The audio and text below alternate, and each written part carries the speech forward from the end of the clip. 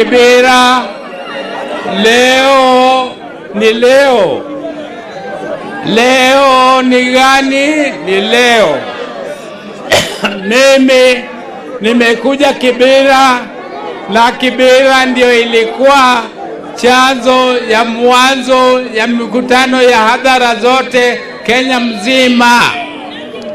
Nimeanza na Kibera kwa sababu nilipoteza ndugu yangu rafiki, ndugu yangu ambaye alikuwa party leader yangu, na tumeishi na yeye miaka 80 tukiwa pamoja.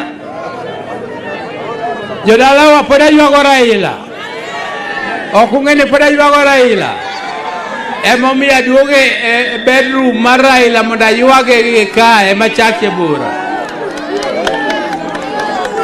Itimori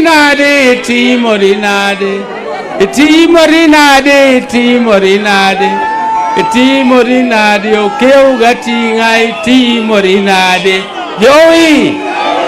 Joey Raila kila wakati alipotoka nje akirudi hapa Kenya, message ya kupatia Wakenya wote alikuwa anaanza na hapa Kibera. Raila alikuwa akitaka kutangaza tangazo yoyote muhimu, tangazo yoyote Senego onge ngama babu Senego onge ngama babu haya wiji. Raila wakati yoyote alipokuwa anataka kutangaza kitu muhimu kwa Wakenya alikuwa anaanza na Kibera hapa.